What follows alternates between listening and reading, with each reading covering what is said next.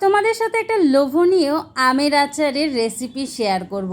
এখন আমের সময়, তো সারা বছরের জন্য আম আচার করে রেখে দেওয়ার কিন্তু একটা ভালো সময়। সেই কারণেই কিন্তু দেখো এখানে কিন্তু একটা আমের আচার, মানে এটা কিন্তু প্রায় রেডি হয়ে গেছে। আমি তেল মশলা সব মাখিয়ে নিয়েছি। কী করে বানাবো চলো তোমাদের সাথে শেয়ার করি। দেখো, আম খেতে আমরা অনেকেই ভালোবাসি, কিন্তু সারা বছর কিন্তু কাঁচা আম পাওয়া যায় না। আমি নিয়ে নিয়েছি 2 কিলোর ওপরে কাঁচা আম। এই কাঁচা আমগুলো দেখো ভালো করে ছাড়িয়ে নিয়েছি। এবার একটা চিপসারের সাহায্যে কিন্তু আমগুলো ঘষে নেব। মিহি করে ঘষার দরকার নেই, তোমরা যেমন খেতে ভালোবাসো তেমন ঘষে নেবে। আমি একটু জাস্ট বড় বড় করে ঘষে নিয়েছি কিন্তু। আর আম দেখে কাদের জিভে জিভে জল চলে আসছে কমেন্টে কিন্তু জানিও। কারা আচার খেতে ভালোবাসো সেটাও জানিও। আমগুলো প্রায় ঘষা হয়ে গেছে। 2 কিলো আম ঘষতে একটু সময় লাগবে।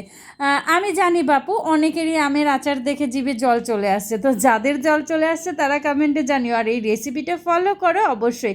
আর আমার ইউটিউব চ্যানেলের নাম আছে ললিতা বিষ্ণুর রান্নাঘর, সেখানেও কিন্তু অনেক সুন্দর সুন্দর রেসিপি দেওয়া আছে।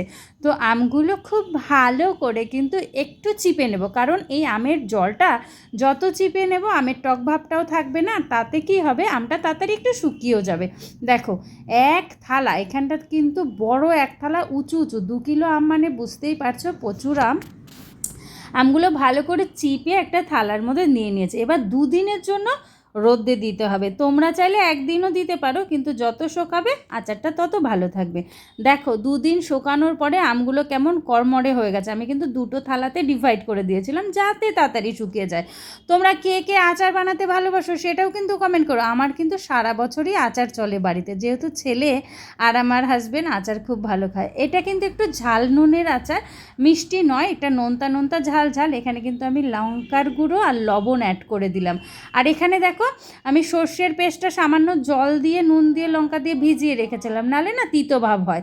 তোমরা জানো আর কি করলে সর্ষের তিতো হয় না? এমনি ডাইরেক্ট যদি সর্ষের গুঁড়ো মেশানো হয় তাহলে তিতো হয়ে যায়। একটু সামান্য জলে যদি ভিজিয়ে রাখো তাহলে কিন্তু সর্ষেটা আর তিতো হবে না। সামান্য জলে কোনো অসুবিধা নেই, কারণ এটা তো আমি আবার রোদে দেবো। ভালো করে এটা কিন্তু চামচের সাহায্যে হোক হাতের সাহায্যে হোক মিশিয়ে নিতে হবে। আমি চামচ দিয়েই ভালো করে মিশিয়ে নিলাম। এই দেখো আবার আর একটা থালা নিয়ে নিয়েছি, কারণ যত পাতলা করে আমগুলো তুমি দেবে তত তাড়াতাড়িগুলো এটা শুকিয়ে যাবে। কারণ মোটা করে দিলে শুকোবে না, আম নষ্ট হয়ে যাওয়ার সম্ভাবনা থাকে। আমি 2টো থালার মধ্যে পাতলা পাতলা করে কিন্তু আমগুলো আরও 1 দিনের জন্য রোদে দিয়ে দেবো। দেখো আমি তোমাদের সাথে এত বকবক করছি, কাউকে জিজ্ঞাসা করলাম না কে কোথা থেকে আমার ভিডিওটা দেখছো, সেটা কিন্তু কমেন্টে জানিও। আমি কিন্তু কলকাতা থেকে ভিডিওটা করছি। তোমরা যদি ভালো লাগে ভিডিওটা অবশ্যই লাভ লাইক শেয়ার করে সাথে থেকো, আর বন্ধুদের দেখার সুযোগ অবশ্যই করে দিও। দেখো একদিন গোটা চলে গেছে, আরও একদিন রোদের হাফ বেলা হয়ে গেছে, কড়মড়া হয়ে শুকিয়ে আছে। আগের আচারটাও ছিল, কারণ আরও 2-3 দিন আগে আমি আরও হাফ বয়ম, মানে আরও 2 কিলোর ওপরে আচার বানিয়েছিলাম। সেটা দেখো শেষের মুখে সেই আচারের বক্সেই দিলাম, কারণ ওই একই বক্সের মধ্যে রাখলে আচারটা ভালো থাকবে। কারণ ওটাও প্রায় 2-3 দিন ধরে রোদে শোকাচ্ছে, আর তেলও আছে ওর মধ্যে। কারণ প্রথম দিকে প্রচুর তেল দেওয়ার দরকার নেই, কারণ তেল আবার যত মজবে আমটা তত ওপরের দিকে উঠে আসবে। সেই কারণে আমি খুব সামান্য প্রায় 100 গ্রাম মতো তেল আরও অ্যাড করে দিলাম।